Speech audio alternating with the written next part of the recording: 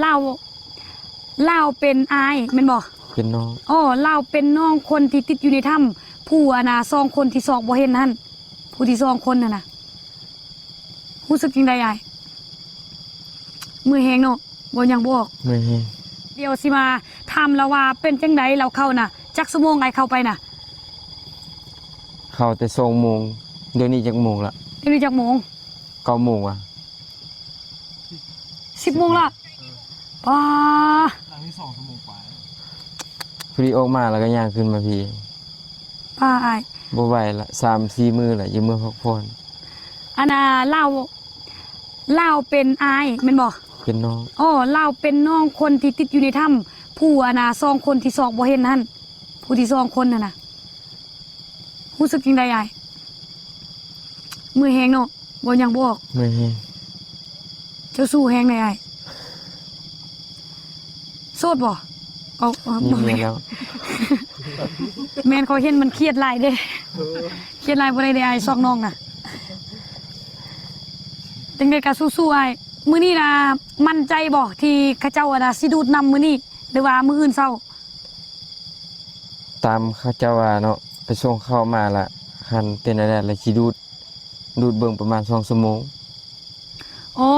ตอนนี้นะข้าเจ้ากำลังมุดถ้ำไปส่งเข้าคนที่อยู่5 คนอยู่ในถ้ำน่ะแล้วคันข้าเจ้าออกมาล่ะเฮาจังสิดูดน้ำหั่นดูดน้ำแล้วก็ประมาณ2 ชั่วโมงเนาะน้ำแบบอามากละเพิ่นแม่นบ่มีลายแม่นบ่หรือว่าก็ตันเลยตันแบบบอนทีจูอายแบบเข้าทำอิฐนี่เลยแม่นบ่อนอันปางหู้ตอนอันเฮาสิเข้าไปหาเขานี่ประมาณ30 เมตรน้ำนี่ทางแคบแม่นบ่แคบแฮงแคบแฮงเพราะว่าเฮาบ่ดูดก็คนเจ็บออกมาบ่ได้เด้เขาบ่มีแฮงย่าง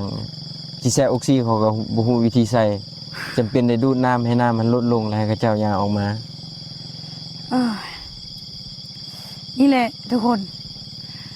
ประมาณนี้แหละเราเป็นผู้เข้าในถ้ำน่ะเพราะว่าเราเป็นน้องของผู้ที่ซอกบ่เห็น2 คนหั่นแต่ตอนนี้น่ะเฮาซอกเห็น5 คนยังเหลือ2 คน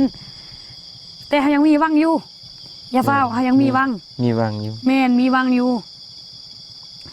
จังได๋ก็สู้ๆเด้ออ้ายก็ขอบใจทางเจนอมหลายๆมาอุปถัมภ์มาช่วยหลายอย่างเลยมื้ออื่นเฮาสิมอบครอบครัวผู้ที่เสียหายคนละ8 ล้านมื้ออื่นจังได๋ก็ขอบใจอีกเทื่อนึง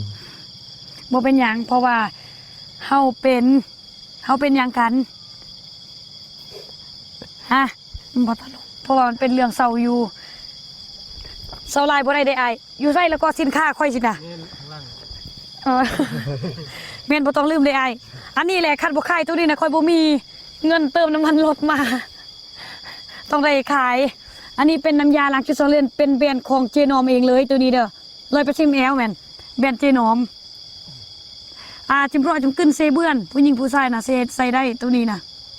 รีวิวตั้งแต่เมื่อวานนี้ยังบ่ได้ขายจักกล่อง เมื่อยเด้